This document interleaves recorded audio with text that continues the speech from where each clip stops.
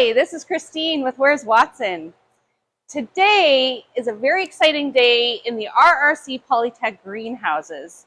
And I'm with Guy Dowhy, who is one of our instructors here in our apprenticeship program. He's going to tell us all about the program, but more importantly, we're also recognizing him as the Instructor of the Year for Apprenticeship Manitoba. So congratulations. Thank you very much. And I'm just wondering if you can help give some context for where we're standing right now. So we are in a greenhouse. We are in one of our two greenhouses. Okay. This is the one we call a conventional greenhouse, which is the more traditional type you would find in any retail garden center operation.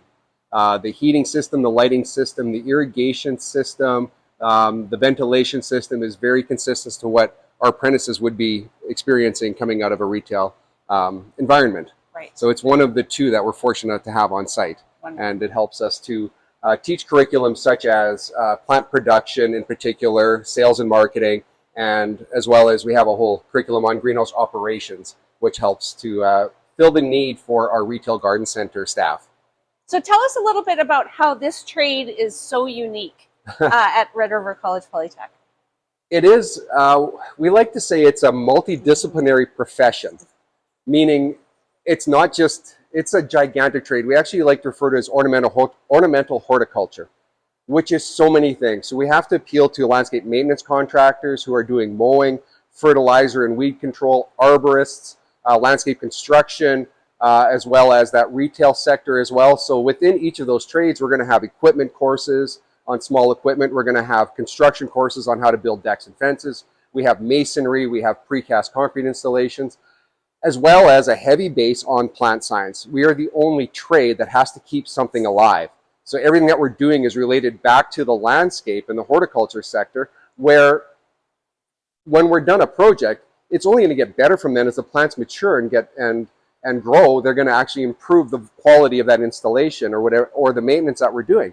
No other trade has to keep their drywall alive or their wires alive. We have to keep things alive, not just when we leave, but for the next 100 years preferably. So it is a unique trade in that. So it is construction and it's science, and there's design elements, so it's art as well. It is very comprehensive, and it does not get easier. We keep adding more details to it as our trade evolves. Yeah. We've added significant curriculum to green infrastructure, green roofs, green walls, water harvesting systems that 20 years ago were not part of curriculum. They were part of trade. But we are the boots on the ground experts for plants, carbon sequestration, trying to mitigate climate change. We're the ones who have the most impact on that. Wonderful. So Guy, where are we now? We're in our second greenhouse that Red River College has on campus for our program, and this is called a passive solar greenhouse. It's designed to minimize energy inputs by maximizing a south light. And then this wall here would normally be an embankment of either bales or buried into the ground, or have a water tank on it where water would heat up during the day and then slowly release heat back out again. This is still basically designed for a teaching purpose, so it's actually very hard to keep it cool enough. So we have other issues with it, but because of the tall ceilings, this is where we keep our plant ID inventory. Some of it's been cleaned out for a practical project right now, but in December we get as many as 200 to 300 plants brought in that the students have to identify to common name and by Latin name and understand their purposes in the landscape. So this will be completely full when we have 4 programs running in a winter, which is unique, again, that we can do this in January when they should be sleeping. We put them to sleep and then the nurseries bring them here, we wake them up, and they're fully identifiable during a winter curriculum, which is amazing. Wow. Included in this space is we've actually commissioned a green wall. So the green wall is, again, trending in green infrastructure. So this would be one that you would find at a commercial office place, for example, without the ornamental details on the outside, but it's part of our level 4 curriculum. So students are going to be required to design plants for it every year, and then the next group will have to plant and keep them alive for a year while they're here. That's wonderful. Thank you. So this is the best part of the program. This is a very cold day in March, and we're inside. We've got actual topsoil. They're planting plants into a topsoil area. We actually just reconfigured this. This was actually installed for sod installation, which we did last month. with artificial turf, of course, but they had to roll it out like they would for real. And we took it out.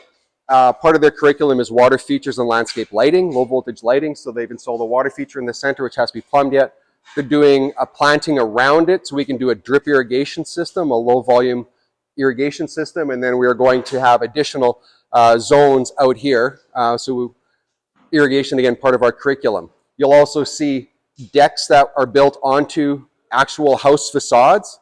So this year's curriculum included carpentry. So the students built decks. They had fences, which we've already removed, built stairs onto the deck, etc. Having the facades out here, when these decks come off, we'll do precast against it. We'll do a timber retaining wall and brick walls and walkways up to a set of stairs that we're going to build. We're going to have downspouts installed. We can do water collection systems, how to do rain drains, how to do bioswales, how to do bury gabions underneath that we can harvest water and collect them. We can do all this in the middle of winter. We have a teaching facility. When our trade is generally very slow between November and March, the apprentices are in here getting actual hands-on curriculum. We're one of the few schools that I know of in Canada that has that opportunity with this type of a shop. And incredible support from our industry suppliers who are providing tools and equipment, and they're all willing to support us, make donations as necessary, including for our skills competition, which is going to be held right here in this shop in 3 weeks, with the winner going to represent us in Quebec. I have to speak to that a little bit. We're very successful at that. Our apprentices generally have a significant amount of experience before they even come into this program. They tend to be a little more mature than a lot of the apprentices in other parts of the country. We medal frequently. It's actually a very intense competition to determine who's going to go represent us at nationals. So a lot of our apprentices do come from the construction trade and are very successful at this. So. Wonderful. So let's talk to one of those competitors. So this is Jacob Abbey. Hello. Tell us a little bit about the history of your education and how you came to Red River. Okay. So I started out, I wanted to go into a design career. So I went to the University of Manitoba for environmental design. I ended up in the landscape and urbanism program because just through learning that side, I found out I was most passionate about was landscape as opposed to interior design or architectural design. So throughout the program, it was really good. I got a really good understanding of like design theory and history and how to present and how to make cohesive spaces. But what I felt was really lacking was the hands-on practical part. So in order to design something, like I really felt that I needed to know how to build it in order to design it, right? Because you get down to it and you need to fit all of these different parts together. But if you don't know how they fit together, you can't make a cohesive design. Yes. So that's why I'm here. I wanted to really get down to it and understand how to build a patio, how to build a retaining wall, all the different edges. Like, big part of landscape design is your edges, how different parts meet together. So that's why I found it was so important. And here I've learned a lot. Also through my employer, Aladdin's, he's Aaron, who runs it, is a graduate of this program. Yeah. And he's been a fantastic teacher, and he really hyped up this program, and I can see why, because I've learned a lot since I've came here and since I've started actually working in the trade. So. That's wonderful. Yeah. And you've also competed for us. I have, at yes. Skills. And so how does that layer on, how does that level of competition, you've been very successful. Yeah. How has that level of competition helped with learning and with your focus and your passion for the trade? Skills has been like a really good learning experience every time I've done it. I feel like I get something new from it every time. Just either it comes down to efficiencies or mostly efficiencies, to be honest, because in skills you really need to get it right and get it done fast. So just little things right there is where I found skills to be the most useful for my profession and career. But yeah, and also skills is just a lot of fun. People, you meet great people. Like I've met some good friends, like went to Vancouver the first time and I still talk to a lot of the people that I met on that trip. So it's just, skills is a great opportunity to learn and to meet people, honestly. Wonderful. Yeah. So tell me a little bit about the impact of the instructors here at Red River on your learning.